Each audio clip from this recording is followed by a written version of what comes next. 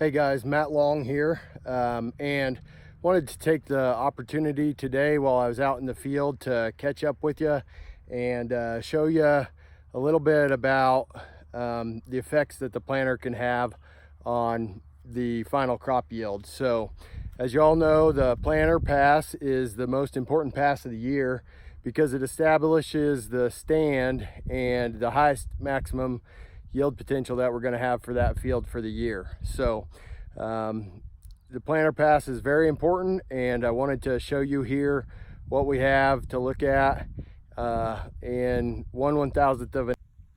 So we're going to start here where you see the spade in the ground, and we're just going to look at each one of these plants, and you can see a little bit of variability in plant height here between the different plants within this row. And so I wanted to show you that here before I dig some up.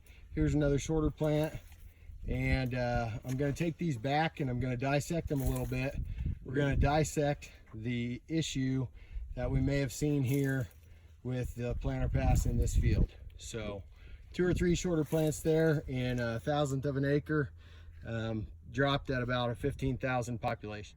So here we are, guys, back at the tailgate of the pickup, and you can see on the left here I have 2 plants that I dug up that were on the smaller side. On the right I've got 2 plants that I dug up that were pretty much the field average. And so what I'm going to do here is I'm going to dissect these, and I want to see what our planting depth was like. My theory here is that there was some variability in planting depth. Because of that variability, the seed either was in a wetter or drier soil or warmer or cooler soil, and that made it emerge at a later time or an earlier time than the rest of the field. And so that variability can lead to a significant difference in yield on a per plant basis. I would expect, just glancing at these, we're about 2, 3, 4, 5 leaf on the smaller corn, 3, 4, 5, 6, 7, and 7 or 8 leaf on the larger corn.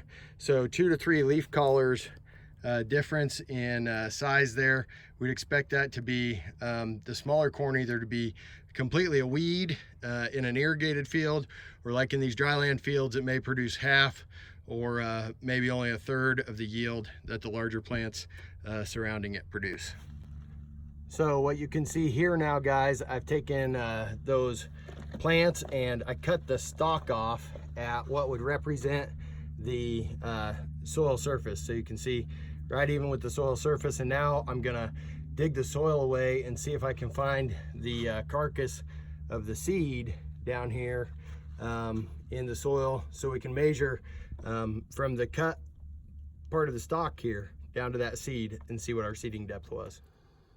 So here we are. I've got this these 3 corn root balls dissected, and I had a 50-50 shot with both the small and the large, and I wasn't able to find the seed carcass in the other small plant. But if you look real close, right down here, you can see a little bit of the green color of the seed treatment. On that one right there, you see the seed, and on this one right here, you see it. And so now if we look at this, we can come here with our measurement, and we can see that this, one of the bigger ones, was planted about 2 1/8 inch deep. Here's the second one.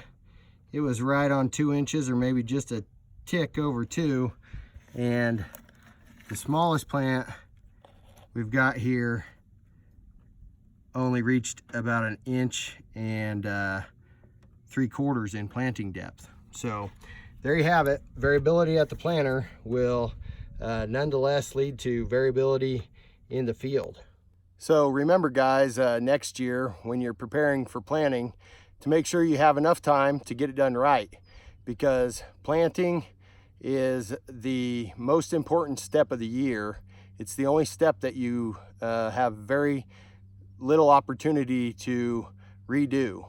And planting, getting the seed planted right is how you establish your highest maximum yield for that field, and it is the first step in a high yield management strategy.